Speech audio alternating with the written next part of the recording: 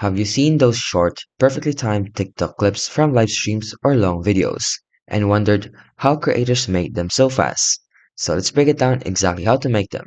So the secret is TikTok now has a built-in clip tool and AutoCut AI editor, so you can turn your long videos into viral short clips with just a few taps. So first, go to your video. So just open TikTok and go to your profile, pick the video, then tap the share arrow and choose create a clip. Then you want to trim the perfect moment.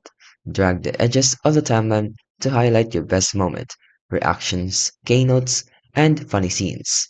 Keep it between 5 to 20 seconds for maximum engagement. Then you can now start adding text, captions, and music. So once your clip is selected, just take it straight into edit screen.